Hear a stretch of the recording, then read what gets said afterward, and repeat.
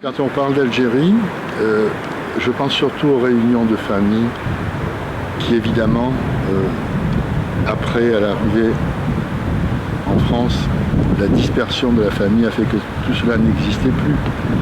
Les cousins ont grandi chacun dans une région. C'est ça avant tout qui évoque pour moi l'Algérie, parce que j'étais enfant et j'étais témoin de toutes les discussions de famille. J'étais pas un adolescent qui pouvait être absent dehors. Et j'écoutais tout ce que les parents disaient, les grands-parents disaient. Et ça, je crois que c'est perdu pour toujours, puisqu'après, dès l'arrivée en France, ça n'existait plus. Après, il y a les odeurs, les saveurs, la joie de voir les parents dans les images qui me reviennent, la plage, le soleil, la vie tranquille, les parents aimants.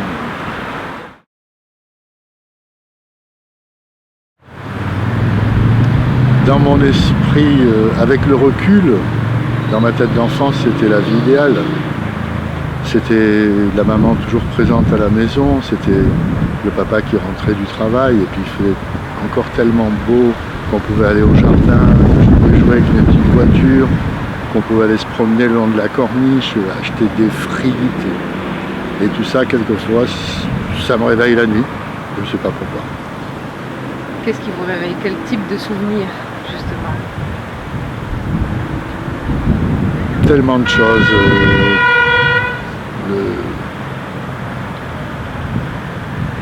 La vision du marchand de fruits, du marchand de glace, la main de mon père que je sentais dans la mienne, en marchant le long de la mer, tout ça, enfin, c'est plein de choses, de petites choses comme ça qui n'ont pas aucune importance sur le moment et qui après, 50 ans plus tard, quelquefois j'ai l'impression de sentir sa main, de voir ma mère jouer au vent, de voir... C'est des images comme ça qui reviennent, je suppose, comme à tout le monde quand on pense à l'enfance. Et puis là en plus, il y a le cadre qui n'y est plus. Tout ce que j'ai pu connaître, c'est-à-dire? Je saurais aller chez moi du port, je saurais aller directement à l'école, encore maintenant. Je revois très bien le chemin, les rues, je revois le marché où j'allais avec maman, je revois les marchands le long de la rue derrière chez moi, je revois le lycée Bugeaud où allait Robert, mon frère. Tout, la maison de ma grand-mère, tout. Je pense que la mémoire d'un enfant, c'est comme une bande magnétique vierge qui n'a jamais servi. Et quand ça imprime pour la première fois, c'est très, très résistant. Oui, bien sûr, il y avait un mélange de cultures, mais dans mes yeux d'enfant, ça posait aucun problème. Je ne sais pas si au niveau des adultes, il existait sans doute, peut-être des différences, des trucs, mais nous, dans mon esprit d'enfant, avec mes copains, mes voisins, mes frères, les copains de mes frères qui étaient un peu plus âgés, je ne voyais pas de différence. C'était la joie de grandir dans ce quartier avec des amis et le soleil. Alors la guerre, bien sûr, je m'en souviens dans mon enfance, puisqu'on ne pouvait pas faire autrement. On habitait à Bab el Oued, il y a eu dans le centre d'Alger, et évidemment, je me rappelle de la guerre, bien sûr. Qu'est-ce que ça veut dire? Ça veut dire tout. Ça veut dire le bruit des explosions, le bruit des mitrailleuses. On pouvait même reconnaître le calibre. On disait, ah ben ça c'est de la 12-7, c'est l'armée qui tire. Ça c'est... Bon, c'était comme ça, c'était un petit plus. On savait ça. Pourquoi? Parce qu'on avait entendu des adultes ou un truc comme ça. Et puis voilà, je me souviens des barricades, des militaires, du putsch d'Alger, avec les rues barrées, tout ça je les voyais. Simplement en descendant de chez moi, en allant à l'école, ou simplement de mon balcon. Et qu'est-ce que tu en gardes comme souvenir? Est-ce que c'est des mauvais souvenirs? ce sont des souvenirs qui marquent. Alors, de mauvais souvenirs, oui, parce que c'est pas glorieux, mais ce qui me frappe maintenant avec le recul, c'est surtout l'inquiétude des parents pour nous. Le regard de nos parents, de savoir si ça nous traumatiserait, si ça nous... de toujours vouloir nous protéger, nous éloigner de ça, mais sans pouvoir le faire, puisqu'on avait des oreilles et des yeux, et c'était automatique. Mais ils avaient ce grand souci. On voyait cette inquiétude dans leur attitude, évidemment de nous protéger du pire, évidemment, mais aussi de nous protéger du traumatisme. Et est-ce que c'était le cas? Je pense que oui. Je pense que ça a été le cas, que les parents faisaient tout pour faire tampon entre ce qu'on pouvait entendre ou voir et nous.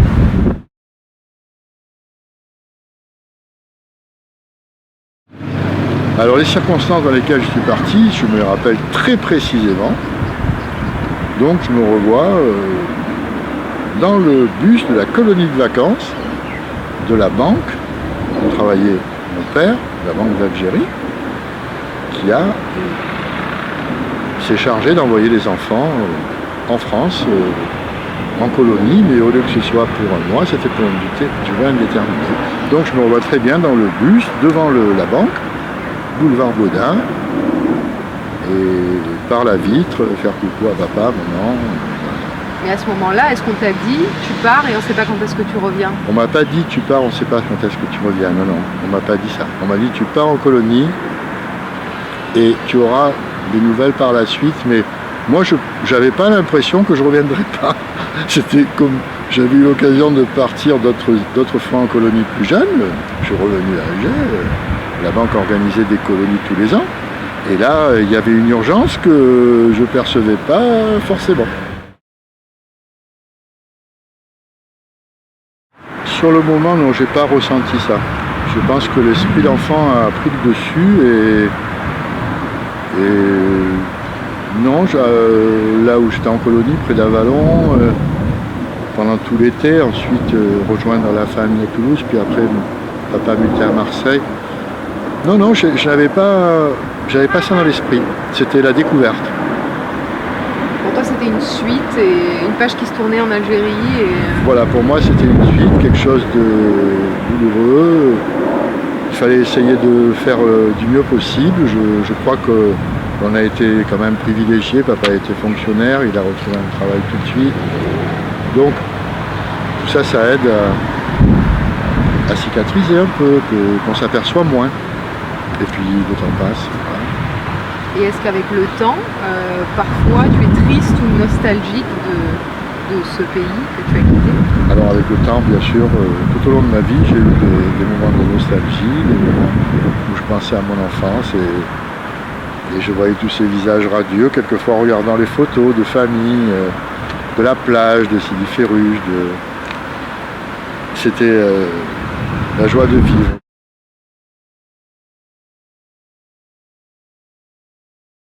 Dans mon regard d'enfant, l'image qui revient, c'est la plage. C'est la plage avec papa, maman, les amis, les enfants des amis, donc les petits amis. Et voilà. Et d'attendre que ce soit l'heure de se baigner, parce qu'on avait mangé. Oh, que c'était long. La plage de Sidi Ferruche, de la Madrague, du Palm Beach. Les embouteillages pour y aller, la chaleur dans les voitures, le sable dans la forêt, les roues enlisées, les chips sur la corniche, les marchands de chips, et les oublis au jardin, les chips salés, les oublis sucrés, et la calentita, et les petits feuilletés aux anchois. Tout ça, c'était le long de la promenade avec les parents. Alors, ça, je veux ça. Ça sentait tellement bon.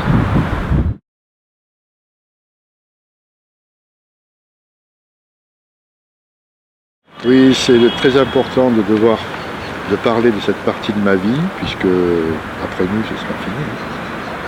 Nos enfants sont nés ici, en France métropolitaine.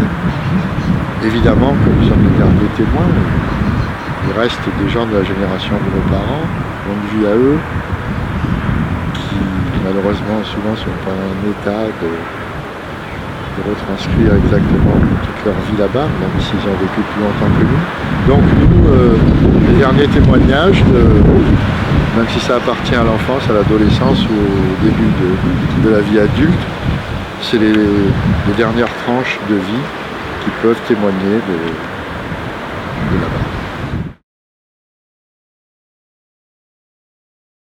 L'Algérie, comment pourrais-je la définir avec les souvenirs d'enfance? Tu la définirais comme ta terre natale? Oui, c'est ma terre natale. Je pense que c'est les images sont là, mais là je vais retrouver les parfums. Et je suis sûr qu'en arrivant, je vais sentir l'Afrique, sentir Alger. Les parfums, je ne les ai pas retrouvés. Les images seront instantanées, mais ce qui va plus me marquer, je pense, c'est le parfum de la terre. C'est quoi le parfum de la terre? Le parfum de la terre, c'est quelque chose qu'on ne peut pas définir. C'est lié à la végétation, à la roche, au vent. Et ça, on ne peut pas l'emporter avec soi. Alors, c'est pas une image, c'est quelque chose qui va me sauter au visage et qui va, à ce moment-là, déclencher tout ce que j'ai vécu dans mon enfance et que j'aimais là-bas. La douceur de vivre, le soleil, la mer, les sourires, en oubliant bien sûr le côté